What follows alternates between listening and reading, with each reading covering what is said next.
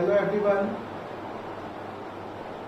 आज हम पॉलीमर का सेकंड पार्ट लेकर आए हैं और इसमें हमने क्लासिफिकेशन की स्टडी करनी है।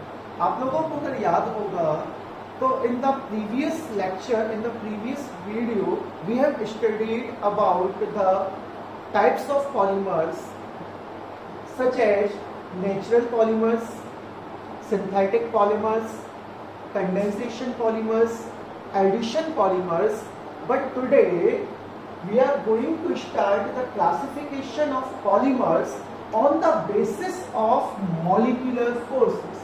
तो यहाँ पर जो हम बात करेंगे वो बात करेंगे molecular forces की। अब क्वेश्चन ये आता है कि सर molecular forces किसके बीच में? तो the molecular forces between the polymer chains। जब एक पॉलीमर की चेन दूसरे पॉलीमर की चेन के साथ जो बॉन्डिंग करेगी, जो इंटरमॉलिक्यूलर इंटरेक्शन होगा, वो इंटरेक्शन किस टाइप का है, उस बेसिस पर, उस फोर्स की स्ट्रेंथ के बेसिस पर हमारे जो पॉलीमर्स होते हैं वो 4 टाइप्स के होते हैं। फिर से सुन लीजिएगा, on the basis of molecular forces between polymer chains, polymers are of 4 types. First one is elastomers. तो देखिएगा, इनको बहुत ध्यान से समझने की कोशिश करते हैं। तो सबसे पहला है आपका इलास्टोमर्स। सो इंटरमॉलिक्यूलर फोर्सेस, देखिएगा बात आ गई है बनी। हम बात कर रहे हैं basis of molecular forces, classification based on molecular forces. और यह हमने पहला ही स्टेटमेंट लिखा है कि intermolecular force of attraction between the polymer chain are the weakest. तो इनमें जो इंटरमॉलिक्यूलर फोर्स होता है वो सबसे कमजोर होता है। आपने रबर देखा होगा या कोई भी इलास्टिक मटेरियल देखा होगा, तो उस इलास्टिक मटेरियल को आप इजीली फोर्स लगाकर उसे डिफॉर्म कर सकते हैं और जैसे ही आप फोर्स हटाते हैं वो वापस अपने ओरिजिनल शेप को रिगेन कर लेता है। आप लोगों ने क्लास 11 में इलास्टिसिटी पढ़ा हुआ है, बुक्स में पढ़ा हुआ है, स्ट्रेस प्रोपोर्शनल टू स्ट्रेन। तो जितना ज्यादा आप एक्सटर्नल फोर्स लगाएंगे उतनी ही डिफॉर्मेलिटी आती है। तो वो टॉपिक था आपका इलास्टिसिटी। और यहाँ हम बात कर रहे हैं इलास्टोमर्स।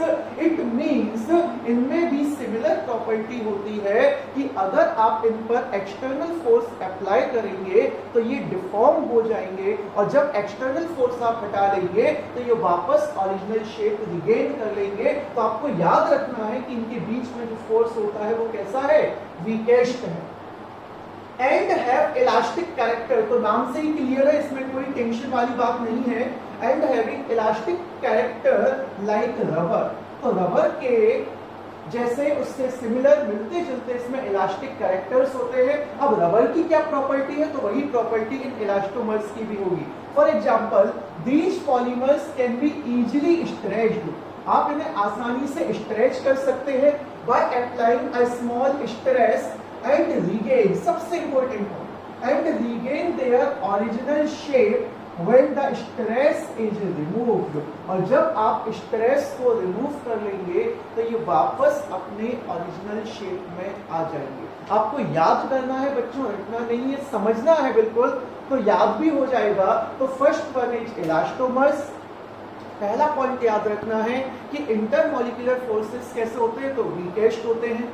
दूसरा पॉइंट याद रखना है कि इनकी प्रॉपर्टी किसकी सिमिलर होती है, तो रबर की सिमिलर होती है। थर्ड पॉइंट कि अगर आप फोर्स अप्लाई करेंगे, अगर आप स्ट्रेस अप्लाई करेंगे तो ये क्या होगा, अपने शेप से डिफॉर्म हो जाएंगी और regain their original shape when the stress is removed. और जैसे ही आप स्ट्रेस रिमूव करते हैं ये ओरिजिनल शेप में आ जाएंगे। सबसे इंपॉर्टेंट बात जो आपको याद रखनी है वो है बच्चों इनके एग्जाम्पल्स। तो इलास्टोमर का एग्जाम्पल होता है आपका natural rubber, Buena S, Buena N. Actual में ये भी रबर ही है। आप आगे जैसे जैसे हम चैप्टर को आगे बढ़ाएंगे आप इन सब के बारे में जानेंगे। तो एग्जाम्पल याद रखिएगा, natural rubber, Buena S, Buena N and neoprene. तो फर्स्ट पॉइंट वीकेस्ट है, ओके, स्ट्रेच हो सकता है, रिगेन हो सकता है। एग्जाम्पल आपको याद रखना है, buna S rubber, buna N, neoprene, natural rubber, etcetera. Okay, तो ये था आपका इलास्टोमर्स। सेकंड जो हमारा टॉपिक है, सेकंड जो टाइप है on the basis of molecular forces, उसका नाम है आपका फाइबर्स। अब यहां भी आपको नाम से क्लियर होना चाहिए उसकी प्रॉपर्टी। क्यों? क्योंकि फाइबर लिखा हुआ है, इसका मतलब इसमें फाइबर लाइक प्रॉपर्टीज होगी। और एक बात और याद रखिएगा, स्ट्रॉन्ग मॉलिक्यूलर फोर्स, यहाँ पर फोर्स था आपका वीकेस्ट, जबकि यहाँ मॉलिक्यूलर फोर्स कैसा है, strong intermolecular force between the polymer chain. और ये फोर्स कौन सा हो सकता है, तो ये फोर्स हो सकता है आपका हाइड्रोजन बॉन्ड से, और दूसरा ये हो सकता है आपका dipole dipole interaction. Hydrogen bond form हो सकते हैं पॉलीमर चेन्स के बीच में, या डाइपोल डाइपोल इंटरेक्शन हो सकता है। ये सब कुछ आप लास्ट ईयर पढ़ चुके हैं। बिकॉज ऑफ, तो यहाँ पर फोर्स था वीक, इसीलिए वो रिगेन कर रहे थे। स्ट्रेस अप्लाई करने पर आसानी से डिफॉर्म हो रहे थे, बट ऐसा इनके केस में नहीं होगा। Because of strong forces the chains are closely packed. Obvious सी बात है स्टूडेंट्स, जब फोर्स स्ट्रॉन्ग होगा, जब मॉलिक्यूलर इंटरेक्शन स्ट्रॉन्ग होगा, तो जो पॉलीमर चेन्स है वो कैसी अरेंज होंगी, तो वो अरेंज होंगी क्लोजली पैक्ड एंड दस इम्पार्ट क्रिस्टलाइन नेचर। ये बहुत इंपॉर्टेंट है। और जब पास पास अरेंज होते हैं तो उसके जो शेप बनता है वो एक डेफिनेट शेप बनता है, उसको क्रिस्टलाइन प्रॉपर्टी प्रोवाइड कराएगा। As a result the polymers have high tensile strength. ये आसानी से स्ट्रेच नहीं होंगे। High tensile strength and less elasticity, just opposite है इसका, जस्ट अपोजिट। ये आसानी से डिफॉर्म हो सकते हैं, इनकी टेंसाइल स्ट्रेंथ लो है, इनकी टेंसाइल स्ट्रेंथ हाई है, इनकी इलास्टिसिटी हाई है, इनकी इलास्टिसिटी लेस है। एग्जांपल याद रखेंगे आप लोग, तो इनके जो एग्जांपल्स हैं उसमें सबसे इंपॉर्टेंट है पॉलीएमाइड। देखिएगा आप इसमें नाइलॉन 6 पढ़ेंगे, नाइलॉन 6 पढ़ेंगे, इन्हें पॉलीअमाइड्स क्यों कहते हैं ये बात समझ लीजिएगा। तो आप पॉलीमर पढ़ रहे हैं तो पॉली का मीनिंग आप बहुत अच्छे से समझते हैं, मैं नहीं। अमाइड का मतलब होता है amide bond formation, CONH2 bond का फॉर्मेशन। तो वे कंपाउंड्स, वे पॉलीमर्स जिसमें CONH2 बॉन्ड काफी सारे होंगे, उन्हें कहा जाएगा पॉलीअमाइड्स। और इसका एक एग्जांपल हमने ले लिया है नाइलॉन 6। सेकंड जो फाइबर्स में आता है वो होता है पॉलीस्टर्स, और आप इसमें समझ सकते हैं कि कौन सा बॉन्ड प्रेजेंट होगा, तो ईस्टर बॉन्ड प्रेजेंट होगा। और इसका एग्जांपल होता है कैरोलिन। क्या है इसका एग्जांपल? कैरोलिन। तो ये दोनों में डिफरेंसेस भी आ सकते हैं, 1 मार्क्स में ये क्वेश्चंस भी पूछे जा सकते हैं। सो प्लीज इन्हें आप अच्छे से पढ़िए। इसके बाद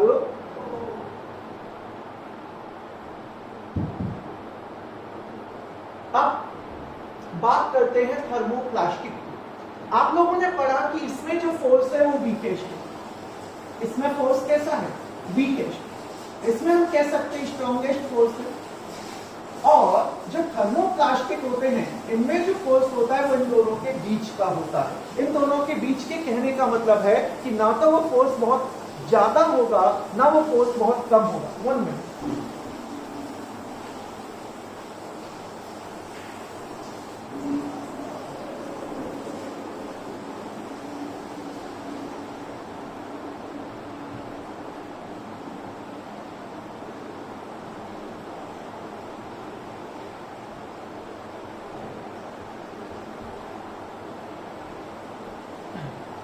तो देखिएगा इनमें जो इंटरमॉलिक्यूलर फोर्स होगा बच्चों याद रखिएगा ये इलास्टोमर्स से ज्यादा होगा।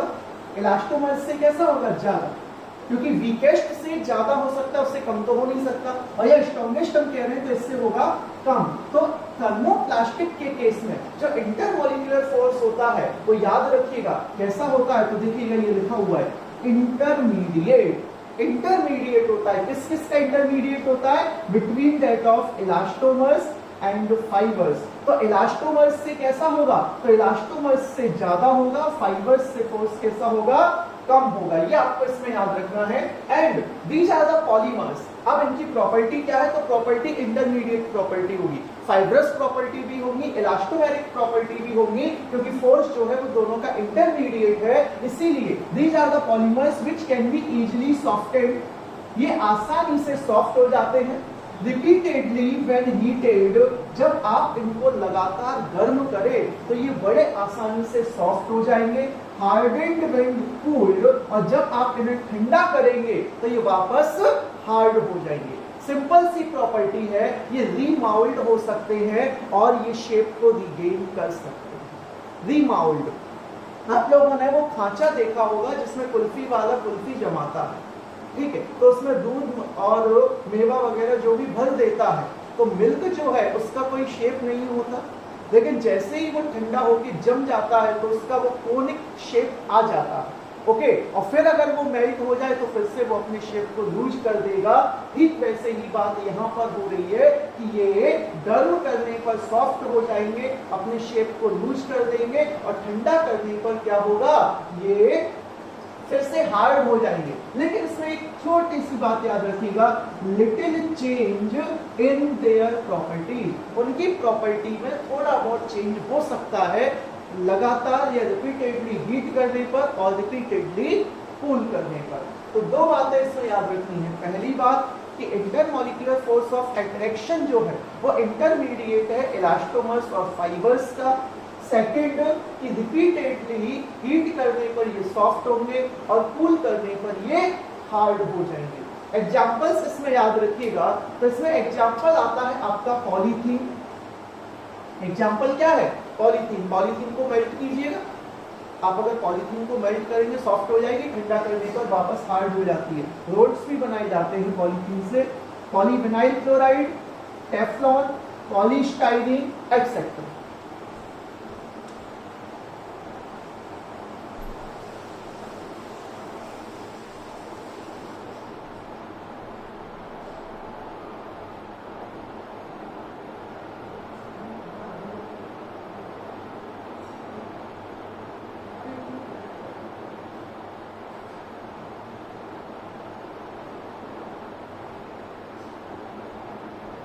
इसके बाद आपका अगला जो टॉपिक है दैट इज थर्मोसेटिंग। तो आई होप आपको इलास्टोमर क्लियर हुआ होगा, fibres, thermoplastic, now the last one is thermosetting. So इनमें याद रखिएगा कि थर्मोप्लास्टिक और थर्मोसेटिंग में सबसे बड़ा डिफरेंस कि ये आपके रिपीटेडली सॉफ्ट हो सकते हैं, हार्ड हो सकते हैं, लेकिन ये भैया ऐसे हैं कि एक बार रूठ गए तो इन्हें मनाना मुश्किल है। इट मींस इनमें होता है परमानेंट चेंज ऑन हीटिंग। ये हीट करने पर इनमें कैसा चेंज हो जाता है, परमानेंट चेंज हो जाता है ऑन हीटिंग। हीट करने पर क्या होगा, इनमें क्रॉस लिंकिंग आएगा। क्रॉस लिंक्ड पॉलीमर्स आप पढ़ चुके हैं, इसमें क्रॉस लिंकिंग आएगा, और क्रॉस लिंकिंग पॉलीमर्स में 3 डायमेंशनल नेटवर्क होता है, ये सॉलिड होते हैं, and as a result they become hard होंगे, इनफ्यूजिबल होंगे, therefore they cannot be reused। एक बार अगर आपने इनको यूज कर लिया, जस्ट लाइक प्राइमरी सेल, तो आपने अगर एक बार इनको यूज कर लिया तो ये दोबारा रीयूज नहीं हो सकते हैं। तो ये है आपके थर्मोसेटिंग, परमानेंटली सेट हो जाते हैं, एक बार जैसे हो गए उसके बाद चेंज नहीं कर सकते। तो इसके एग्जांपल्स में आपको मिलेगा बैकेलाइट। सेकेंड एग्जांपल इसमें मिलेगा मेलेमाइन, फॉर्मेल्डिहाइड, रेजिन। तो ये आपको याद रखना है। आइएगा फिर से एक बार देखते हैं। तो सबसे पहला है आपका इलास्टोमर्स। इलास्टोमर्स वे पॉलीमर्स होते हैं जिनमें intermolecular force of attraction weakest होगा। Intermolecular force of attraction weakest होने के साथ साथ इनमें इलास्टिक कैरेक्टर होगा, जस्ट लाइक रबर। आप इन्हें आसानी से स्ट्रेच कर सकते हैं और फोर्स हटाने पर ये अपने शेप को रिगेन कर लेंगे। एग्जाम्पल आपको याद रखने हैं, natural rubber, Buena S, Buena N and neoprene. Second आता है आपका फाइबर्स। इसमें इंटरमॉलिक्यूलर फोर्स स्ट्रॉन्ग है। आपसे पूछा जाए कौन से फोर्स होते हैं तो आपको याद रखना है हाइड्रोजन बॉन्ड, या फिर सेकंड आप कह सकते हैं डाइपोल इंटरेक्शन। ओके, फिर बिकॉज ऑफ स्ट्रॉन्ग फोर्सेस, इनमें फोर्स स्ट्रॉन्ग है इसीलिए ये क्लोजली पैक्ड होंगे और क्रिस्टलाइन नेचर ये इंपार्ट कराएंगे। हाई टेंसाइल स्ट्रेंथ होगी और लेस इलास्टिसिटी होगी। एग्जांपल याद रखना है आपको, polyamides and polyesters. Third one is thermoplastic. So thermoplastic में क्या है, ये रिपीटेडली सॉफ्ट और रिपीटेडली हार्ड होते हैं on heating and cooling, okay. And इनमें जो फोर्स होगा वो इंटरमीडिएट होगा, इलास्टोमर से ज्यादा होगा और फाइबर से कम होगा, और कोई क्रॉस लिंकिंग नहीं होता है इसमें। एग्जाम्पल है आपका polythene, PVC, Teflon and polystyrene. The last one is thermostatic. Polymers undergo permanent change, तो इनको हीट करने पर इनमें परमानेंट चेंज होता है। एक्सेसिव क्रॉस लिंकिंग के कारण 3 डायमेंशनल नेटवर्क फॉर्म होता है। हार्ड होते हैं, इनफ्यूजिबल होते हैं और दोबारा यूज नहीं किए जा सकते। For example bakelite and melamine formaldehyde resin. तो आई होप यहां तक की बात आपको क्लियर होगी। इसके बाद हम आगे बढ़ते हैं स्टूडेंट्स। देखिए अब हमें डिफरेंट कैटेगरी के पॉलीमर्स के एग्जांपल्स की, उनके फॉर्मेशन की स्टडी करनी है। तो आप लोग बड़े ध्यान से समझिएगा।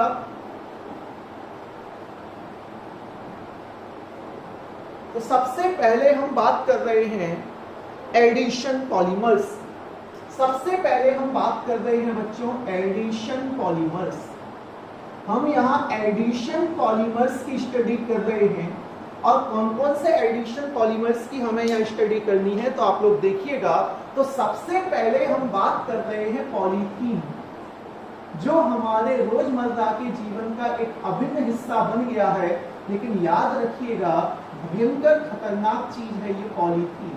तो सबसे पहले हमें स्टडी करनी है पॉलीथीन की। और एक बात याद रखिएगा बच्चों कि ये जो पॉलीथीन होती है ये 2 टाइप्स की होती है। पॉलीथीन कैसी होती है? 2 टाइप्स की होती है।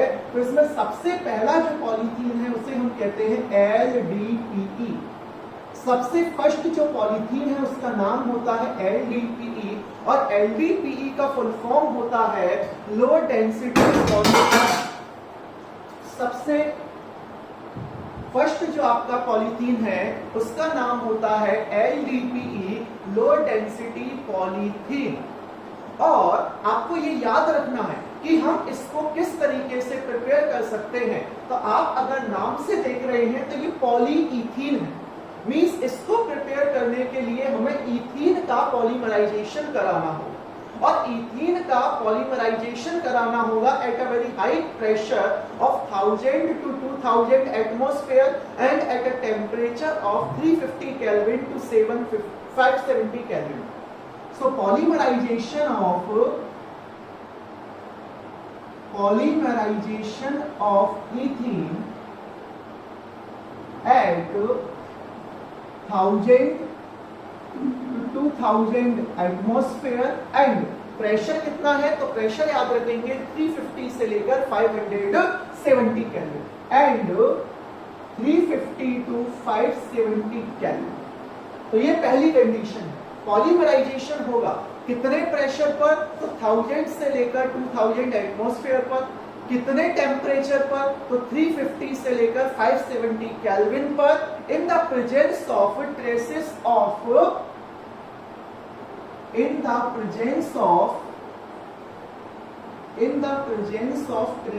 ऑफ तो ट्रेसेस ऑफ याद रखिएगा, हम आगे पढ़ेंगे कि यहां पर पॉलीमराइजेशन जो होता है, एडिशन पॉलीमराइजेशन, वो फ्री रेडिकल मैकेनिज्म से होता है। और फ्री रेडिकल मैकेनिज्म के लिए आपको पेरोक्साइड इनिशिएटर चाहिए। तो in the traces of dioxygen और पेरोक्साइड इनिशिएटर, ये मैं आपको पढ़ाऊंगा मैकेनिज्म, तब आपको समझ में आएगा कि पेरोक्साइड का क्या इंपॉर्टेंस है। ओके, अब ये तो होगी मेथड ऑफ प्रिपरेशन कि हमें उसे प्रिपेयर कैसे करना है। इसके बाद बात आती है कि इसकी प्रॉपर्टीज क्या है। तो याद रखिएगा it is chemically inert and tough. तो ये कैसा होता है बेटा? तो it is chemically inert. Chemically inert का मतलब है इस पर केमिकल्स का कोई भी असर नहीं पड़ेगा। ये टफ होता है, तो टफ का मीनिंग आप समझते हैं, हार्ड है बट फ्लेक्सिबल। टफ है लेकिन कैसा है? Flexible and a poor conductor of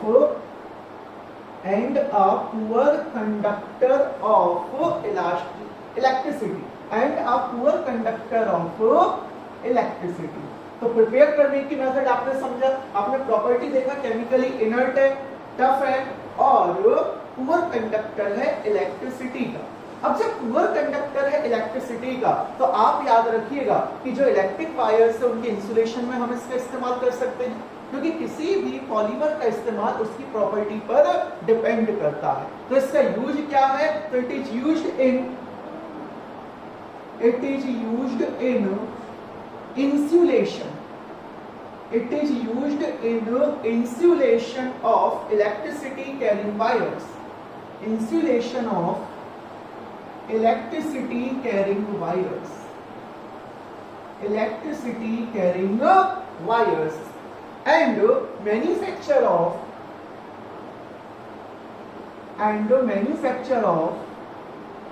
ये आपको एग्जांपल्स याद रखने हैं बड़े अच्छे से। स्क्वीज बॉटल्स, वो बॉटल्स आसानी से, जो प्लास्टिक होती है वाटर बॉटल्स आप लोगों ने देखी होंगी, आसानी से स्क्वीज करके आप उन्हें थ्रो कर सकते हैं, यानी कि सॉरी वन टाइम यूज होती है स्क्वीज बॉटल्स। खिलौने बनाए जा सकते हैं इससे, टॉयज बनाए जा सकते हैं एंड फ्लेक्सिबल पाइप बनाई जा सकती है, क्योंकि ये प्रॉपर्टी है इसकी कि इसमें फ्लेक्सिबल प्रॉपर्टी होती है। तो फिर से सुन लीजिएगा, लो डेंसिटी पॉलीथीन पॉलीमराइजेशन करना है आपको 1000 से 2000 एटमॉस्फेरिक प्रेशर पर, टेम्परेचर लेना है 570 to 350 and to 570, chemically inert है, टफ है, फ्लेक्सिबल है and a poor conductor of electricity है, और पुअर कंडक्टर होने के कारण ही हम इसका इस्तेमाल insulation of electricity carrying wires में करते हैं। साथ ही साथ हम इसका इस्तेमाल करते हैं स्पीच बॉटल्स, टॉयज और फ्लेक्सिबल पाइप के मैन्युफैक्चरिंग। तो इतनी बात आपको क्लियर है। तो ये है आपका फर्स्ट टाइप ऑफ पॉलीथीन जिसे हम कहते हैं LDPE। एक बार देख लीजिएगा, एक मिनट।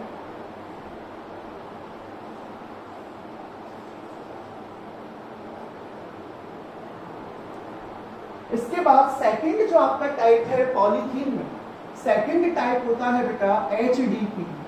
यही सबसे ज्यादा एग्जाम में पूछा जाता है, high density polythene. High density polythene, तो इसका नाम है हाई डेंसिटी पॉलीथीन। अब इसका पॉलीमराइजेशन कैसे होगा तो सुन लीजिएगा, यहां पर एक कैटलिस्ट यूज होता है। उस कैटलिस्ट का नाम आपसे कई बार पूछा गया है, तो उस कैटलिस्ट का नाम याद रखिएगा। उस कैटलिस्ट का नाम जिगलर-नाटा कैटलिस्ट। Ziegler Natta catalyst. तो जिगलर-नाटा कैटलिस्ट यहां पर यूज होता है। बात आती है भैया, ये जिगलर-नाटा कैटलिस्ट है क्या? तो आप इसका कंपोजिशन याद रखिएगा, try ethyl aluminium and titanium tetrachloride. Try ethyl aluminium plus titanium tetrachloride, ये इसका composition. Try ethyl aluminium, try ethyl aluminium means C2H5 whole thrice Al, this is triethyl aluminum plus titanium tetrachloride means TiCl4। so this is Ziegler Natta catalyst, और इसी जिगलर-नाटा catalyst की presence में 330 से लेकर 343 kelvin पर आपको 6 to 7 एटमॉस्फेयर प्रेशर पर ethene का पॉलीमराइजेशन कराना है। और जब आप इथीन का पॉलीमराइजेशन कराएंगे तो ये फॉर्म करेगा आपका पॉलीथीन। तो देखिएगा, this is CH2 double bond CH2 n molecules and here we took Ziegler Natta catalyst. Ziegler Natta catalyst 6 to 7 atmospheric pressure and 333 to 343 Kelvin. In these conditions, this ethene gets polymerized and form HDPE high density polythene. तो ये bond break होगा एक इस side एक electron इस side, तो free valency होगी। तो आप देखिएगा इस तरीके से आप इसे लिख सकते हैं CH2 ये एक एक valency free and n number of molecules, so it will form polythene. और ये पॉलीथीन कौन सी है? HDPE high density polythene, high density polythene, high density polythene.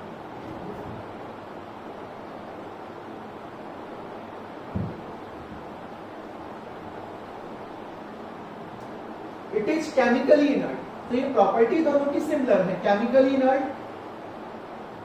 Chemically कैसी है? ये इनर्ट है। More tougher and more harder, more tougher and more harder, used in the manufacture of dustbins, buckets. तो dustbin बनाने में, buckets बनाने में, bottles बनाने में, पाइप्स बनाने में, इन सभी में हम इस पॉलीथीन का इस्तेमाल करते। ये आपका पहला एग्जाम्पल था in the category of addition polymers, और एग्जाम्पल है आपका पॉलीथीन। आप लोगों ने देखा कि पॉलीथीन जो है वो 2 टाइप्स का होता है। First one is LDPE and second one is HDPE, और ये दोनों ही केमिकली इनर्ट होते हैं। तो आई होप इतना आपको समझ में आया होगा। इसके बाद हम नेक्स्ट क्लास में करेंगे। Thank you.